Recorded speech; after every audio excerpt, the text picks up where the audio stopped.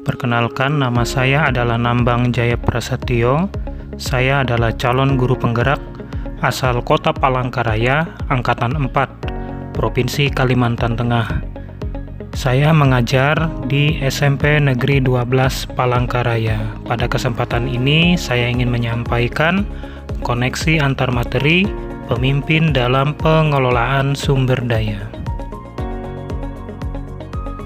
Jika diibaratkan sebagai sebuah ekosistem, sekolah adalah sebuah bentuk interaksi antara faktor biotik, unsur yang hidup, dan abiotik, unsur yang tidak hidup. Kedua unsur ini saling berinteraksi satu sama lainnya sehingga mampu menciptakan hubungan yang selaras dan harmonis. Faktor biotik terdiri atas warga sekolah seperti murid, guru, kepala sekolah, dan pengawas sekolah serta TU. Sedangkan faktor abiotik terdiri atas sarpras dan keuangan yang ada di sekolah. Sebagai pemimpin pembelajaran dalam pengelolaan sumber daya, dalam upaya untuk mengembangkan sekolah haruslah menggunakan pendekatan berbasis aset, bukan pendekatan berbasis kekurangan. Dan tentunya dalam implementasinya, pendekatan berbasis aset ini mesti digerakkan oleh seluruh pihak yang ada dalam komunitas, tidak hanya oleh satu orang saja. Dalam konteks ini, komunitas adalah sekolah, sehingga selanjutnya pendekatan ini dinamakan juga pendekatan sekolah berbasis aset. Greens and Haynes menyebutkan ada 7 aset utama yang disebut sebagai modal utama, yakni modal manusia, sosial, fisik, lingkungan, alam, finansial, politik, agama, dan budaya. Pengelolaan sumber daya dapat diimplementasikan dalam proses pembelajaran.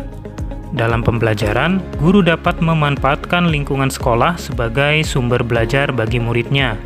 Misalkan dalam pembelajaran matematika terkait dengan teorema Pythagoras, murid dapat berinteraksi langsung dengan konten materi, yakni lingkungan sekolah. Misalkan, menghitung tinggi pohon, menghitung tinggi tiang bendera, dan lain sebagainya. Bagaimana kaitan materi pada modul ini dengan modul-modul sebelumnya? Terkait filosofi Ki Hajar Dewantara. Ki Hajar Dewantara memandang pendidikan sebagai suatu proses menuntun segala kodrat pada diri anak. Seyogyanya, seorang pendidik memiliki peran sebagai pamong, di mana guru bisa menjadi teladan atau pendorong sekaligus penyemangat bagi muridnya. Seorang pemimpin berkewajiban untuk mengelola aset yang dimiliki oleh sekolahnya. Salah satunya adalah modal manusia, baik guru maupun murid. Seorang pemimpin mesti bisa memastikan setiap guru dapat melaksanakan pembelajaran yang berpihak kepada murid, sehingga mereka dapat berkembang sesuai dengan kodratnya. Terkait dengan nilai dan peran guru penggerak. Peran guru penggerak sebagai pemimpin pembelajaran harus bisa menerapkan nilai-nilai guru penggerak. Nilai-nilai tersebut antara lain mandiri, reflektif, kolaboratif, inovatif, dan berpihak pada murid. Dengan diterapkan nilai-nilai tersebut, maka diharapkan sekolah akan dapat mewujudkan murid yang memiliki profil pelajar Pancasila. Terkait visi guru penggerak. Visi dan misi yang disusun oleh seorang pemimpin pembelajaran mesti berpihak pada murid. Seperti yang kita tahu bahwa murid merupakan aset manusia yang ada di dalam sekolah. Dengan berbasis sumber daya yang dimiliki oleh sekolah, seorang pemimpin berkewajiban untuk melakukan transformasi yang akan berdampak pada peningkatan kualitas pembelajaran secara langsung. Terkait dengan budaya positif, sekolah adalah ekosistem yang terdiri dari faktor biotik maupun abiotik. Kedua faktor ini mesti saling berinteraksi untuk menciptakan hubungan yang selaras dan harmonis. Upaya untuk menyelaraskan kedua faktor ini dapat ditempuh dengan mewujudkan budaya positif di sekolah. Terkait pembelajaran berdiferensiasi, pembelajaran berdiferensiasi mengelola sumber daya yang dimiliki oleh sekolah sesuai dengan minat dan bakat dari murid, sehingga diharapkan nantinya akan menghasilkan pembelajaran yang berkualitas dan berdampak pada murid. Selanjutnya, pembelajaran sosial dan emosional. Pembelajaran sosial emosional ini melihat potensi-potensi dan kekuatan yang dimiliki oleh murid yang kemudian akan dikembangkan lebih jauh lagi dengan memperhatikan aspek sosial emosional dari murid. Terkait coaching. Coaching dapat kita lakukan dalam rangka menggali potensi yang dimiliki oleh murid untuk dapat dikembangkan secara maksimal, yakni sesuai dengan kodrat yang dimiliki oleh murid tersebut. Kemudian, pengambilan keputusan sebagai pemimpin pembelajaran. Seorang pemimpin pembelajaran mesti mampu mengambil keputusan yang berpihak pada murid. Dalam pengambilan keputusan seorang pemimpin, mesti memperhatikan nilai kebajikan universal, paradigma, prinsip, langkah-langkah pengambilan dan pengujian keputusan, serta bertanggung jawab sebagai seorang pemimpin yang bijaksana. Kesimpulan saya adalah, sebelum mempelajari modul ini, dalam upaya untuk mencapai suatu tujuan, saya cenderung menggunakan pendekatan berbasis pada kekurangan.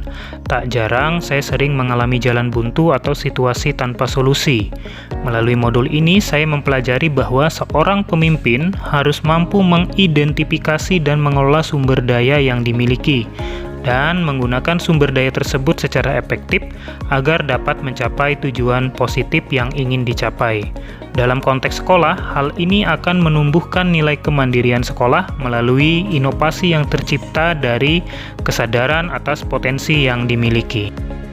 Di era digital saat ini, dapat mengoperasikan Microsoft Office dasar merupakan hal yang wajib dikuasai oleh peserta didik. Seperti yang kita tahu, dalam pelaksanaan asesmen nasional yang diadakan setiap tahun sudah menggunakan sistem komputerisasi. Bahkan, anak pada jenjang sekolah dasar diwajibkan untuk mampu mengoperasikan komputer. Berangkat dari hal tersebut serta melihat keadaan di sekolah saya yang pada dasarnya masih banyak peserta didik yang belum mampu mengoperasikan komputer, terutama Microsoft Office dasar, maka saya mencoba untuk menyusun prakarsa perubahan melalui alur Bagja untuk menemukan solusi yang tepat dengan memanfaatkan aset yang dimiliki oleh sekolah. Berikut rencana kecil perubahan yang akan saya lakukan terkait dengan materi pada modul ini dengan mengimplementasikan pendekatan pengembangan komunitas berbasis aset melalui alur Bagja.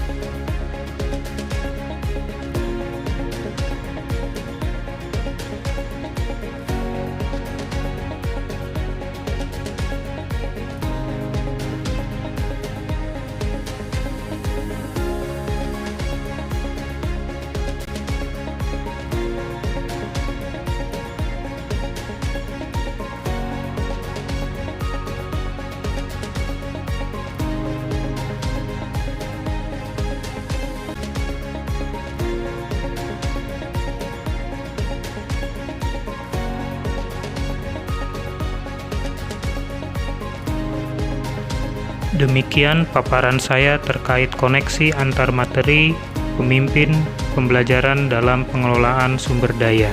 Atas perhatiannya, saya ucapkan terima kasih.